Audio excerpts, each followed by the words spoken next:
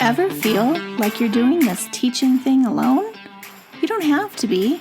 Shared teaching is all about sharing the workload through the power of collaboration and teamwork. Together, we'll walk through all the difficult parts of teaching and learn how to streamline our processes, fine-tune our time management, and develop a more manageable workload. If that sounds like a dream come true to you, then welcome to the Shared Teaching Podcast. Let's share in the teaching to make those dreams a reality. Now here's today's Shared Teaching. Hello and welcome back to the Shared Teaching Podcast. I'm your host, Susan. If this is your first time here, thank you so much for being a listener. Hopefully you'll stick around and continue. If you like what you do here, please make sure you subscribe on your favorite podcast platform and leave me a comment if you feel like you want to. All right, so today is episode 107, where we're talking about 4 last-minute literacy ideas before the winter break. So I don't know about you, but this time of the year is always crazy, trying to rush to get the report cards done, comments figured out, and then just all the other things, the grading and cleaning things up and reevaluating what's going on in your classroom and how you can do things better, and then wanting to cram it all in before you go on break so that you have a stress-free, relaxing break. So I have here some easy ideas for you that hopefully will not take a whole lot of your time. I've actually used them in my own classrooms in 1st and 2nd grade, and I've had pretty good success with them, and some of them I've had great success with. So let's go ahead and dive right in to these admin approved ideas, which means they're aligned to standards and you can justify them rather than just putting on a movie, which I know we've all done, so no shaming here. All right, my first idea is help wanted ads. Now, you've probably heard this before, and if you're able to celebrate Christmas in the classroom, Help Wanted Ads is a great activity, especially since it's one of those that you can align to a real-world application. So I've done this in 2 different ways. I've done it as Santa looking for another elf to hire, and also as Santa looking for a new reindeer. So years ago, when I first started using this activity, it was a 1st grade classroom, and I had a very old Christmas book that had been passed down or handed down to me, or I found in the teacher lounge, who knows, but it was a very old book. I'm sorry to say it's probably not even in publish anymore or print anymore, and I don't even know what the book is because right now my classroom library is all packed up as I've started a new job. But anyway, in this book, it has several pages where it talks about all the different jobs that elves at the North Pole hold. So it was a really great segue into the writing activity of a help wanted ad for an elf, because we brainstormed different jobs that they could have. We talked about the jobs in the book, and then we talked about what exactly an ad looked like. We looked at some actual real life examples, and then I gave them just a nice little template, and off they went writing their ads. Now, I love pairing books that go with writing lessons, so if you can find a book that talks about elves needing jobs, this is a great one to put with the Help Wanted. Now, I've also done Santa looking for a reindeer. So again, you're going to brainstorm all the jobs that reindeers could do around the North Pole. Some of my classes came up with some very silly ideas. And then, why would Santa need another reindeer? You're going to provide a class brainstorm session, and you're going to get them thinking of these creative ideas and then release them to write their ads. Now, this is an activity that could be 1 day. It could be 2 days. If you're adding a picture, it could be 3 days. I mean, who knows? But it's a nice little filler. Doesn't take a lot of effort. You do want to search for the ads ahead of time so that you find appropriate things and you're not showing something unexpectedly when you're searching for an ad online, right? So always preface my ideas with try it first without kids in the room to see what comes up. On a side note, little funny story. The other day I was showing a vocabulary video to my class, right? Very harmless. But on the side of YouTube, there were some suggested other videos, and one of them was on erections. I kid you not. And it was up there for the whole class to see for the entire class period. I was so mortified when one of the boys finally pointed it out. But until then, nobody had seen or noticed. So I was like, yeah, and I minimized the screen really fast, but I didn't realize that had been a suggested video the whole time I had played the regular video because I didn't maximize the screen. So anyway, you might want to also watch those just in case something else pops up, no pun intended. Okay, my next idea is shared writing. So for shared writing, you're going to brainstorm a class story idea. Then as a class, you are going to write the beginning of the story together. Students will then continue writing the story. When you call switch, students are going to pass their papers to someone else. Okay, so whole class writes the story together. They help you. They give you ideas. You write it on a big chart or you write it on your whiteboard. Then you break students up and they use that exact same story idea, but maybe they take it in a whole different direction. So what comes next in the story? They're going to write that piece. Okay, so only a few students are going to do this. Maybe you have them in groups. I don't even know. Okay, I haven't done this in a really long time. This actually came from my high school typing class, believe it or not. I'm that old. I had typing with an actual typewriter, not computer class. So this is a fun episode today. So anyway, what happened in typing class is you would type, you would pull the paper out of the typewriter and you would hand it to the person behind you and they would put it in their typewriter and they would keep typing where you had left off. So similar idea with the stories, right? So you're going to put your class into several groups, maybe 4 or 5 groups, enough to have enough students that are going to do the beginning, the middle, and the end. So at least 3 students in each group so that you have one person for each of those tasks. So when it's the beginning person, they're typing up. And then when you say switch, they pass their paper to the next person, which is going to be like the person that's writing the middle of the story. And they are going to be given a few minutes to read the story before you start timing where then they're going to write the story. Because you want them to read, right? This is good practice for rereading what you've written, even though they didn't write it. But they're going to reread what is on the paper so far. And they can do that as a whole group so that the other kids aren't just sitting there doing nothing. They can sit there and read the story together. And then when you say, okay, it's time, then one student is writing and maybe the other student is plotting out what he thinks is going to be his part of the story. And then when you say switch again, they're going to pass the paper off. You're going to give them time to read, and then they're going to continue. So you want to make sure you're doing this for each section of the story, beginning, middle, and end, or until you are out of writing time. It really depends on the age of your students. So if you have younger students, I recommend doing only 5 to 10 minutes of writing for each timed session. So maybe it's like 30 minutes total, but then you allow some time in between for reading, maybe an extra 3 to 5 minutes for the reading time, because 5 to 10 minutes, maybe they're only getting a couple sentences down. And then another day, you want to allow time to read and share the entire story, because sometimes these stories can be very hilarious and it's just really good time to share and enjoy what they've written, as silly as they could be. You might even want to put them in the classroom library so that all the students get take turns reading it and enjoying that they all wrote it together. And it's a really good time to also discuss the importance of how to plan a story from beginning to the end without different people coming in and writing it, because talk about how complicated that can be, right? So that's just another teaching point. Okay, my last idea, or not my last idea, I guess it's my second to last idea, is gingerbread real estate. So this is a new activity I just learned about this year from several different gifted and talented teachers, and it's become a fast favorite, and my students are absolutely loving it. They've come into class very excited. They can't wait to get started on it. They can't wait to see how their pictures are going to turn out, and they've turned out really good. I'm very impressed. So the process is quite simple. First, you're going to show some students some examples of real estate ads.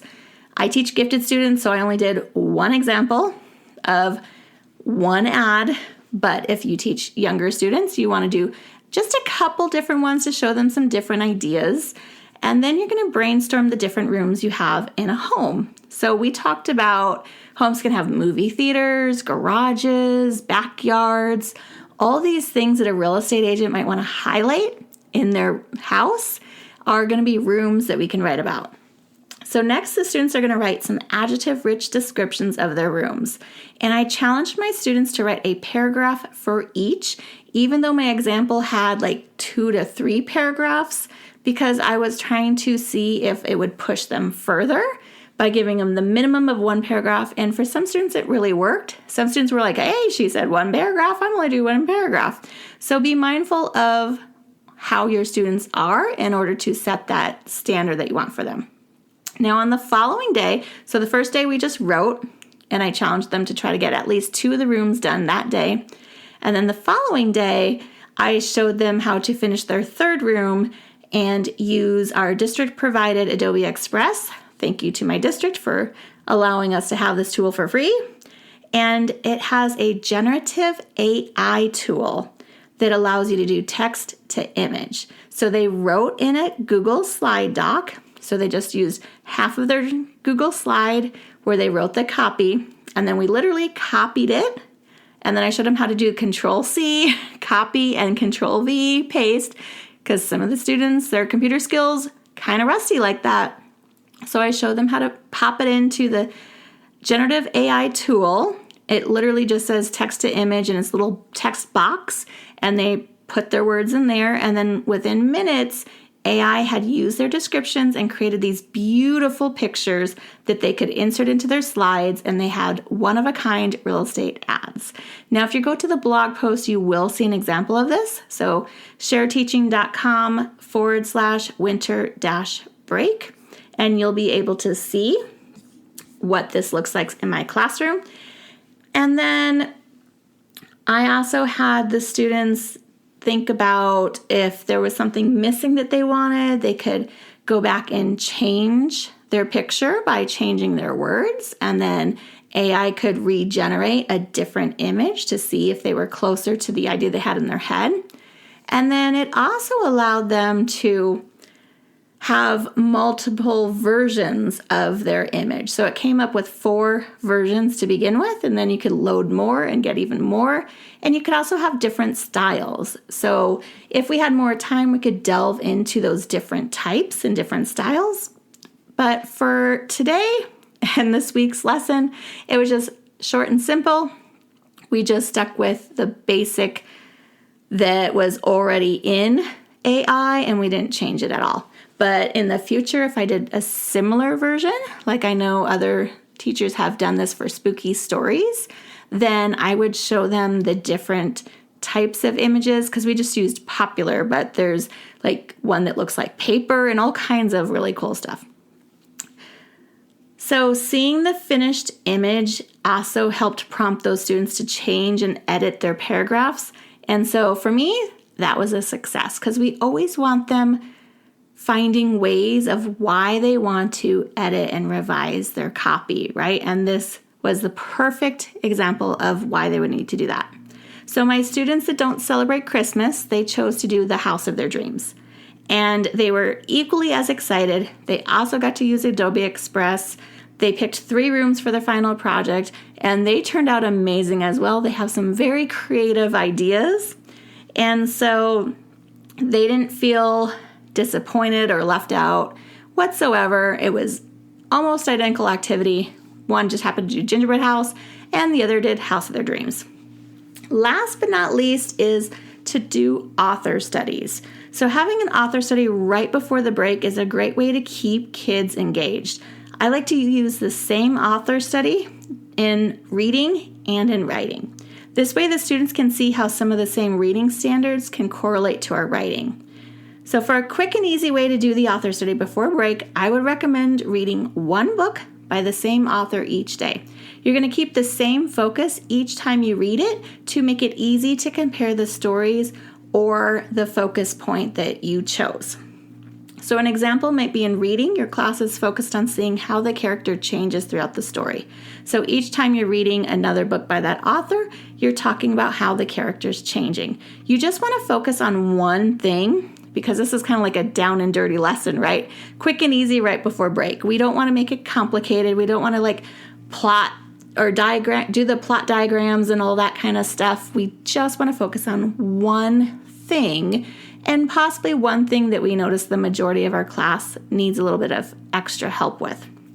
So within my second grade class last year, this is definitely something that we didn't talk about enough, and that would be the characters changing. And then in writing, you're going to look at how the author shows the characters' feelings, thoughts, or actions. Both of those are standards that go really well together, so I would pair those up.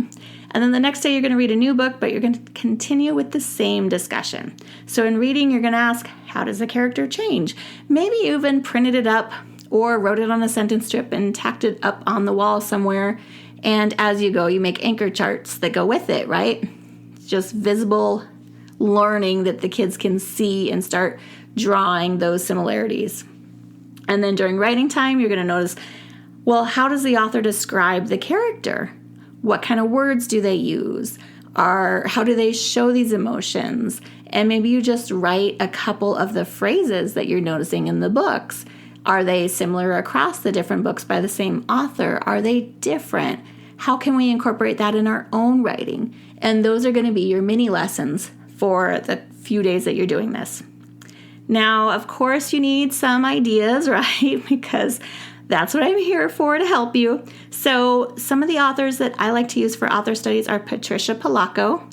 Now, I do warn that her books can be very long. I mean, they're really well written, and I love Patricia. But if you are pressed for time, I would just maybe read excerpts of her books. And she is the author of books like, I think it's Thank You, Mr. Faulkner, or Dear Mr. Faulkner. It's the one about the girl that's thanking her teacher who recognized, I think she had dyslexia. It's been a really long time since I read the book. Dear Mr. Faulkner, I'm pretty sure that's it. Okay, next is Mo Willems. I always say his name wrong, but he's the Don't Let the Pigeon Drive the Bus. So you want to pick one of those, or the Elephant and Piggy. You want to pick just one of those in the series and then just read that same series. So you're comparing Elephant and Piggy probably isn't the best unless you're talking about dialogue, but to talk about something like character, maybe the pigeon would be a better choice. So just kind of look through and preview. Kevin Henkes, he's always a good one. I know we do a lot of him at the beginning of the school year with Chrysanthemum and Lily's Purple Plastic Purse. Is that what it is? I'm drawing a blank now because I didn't look him up ahead of time. Of course, why would I? Okay, next one is Robert Munsch. He's one of my favorites. I use him in my own writing units that I have. And you can get the opinion writing, shameless plug, out on TPT right now.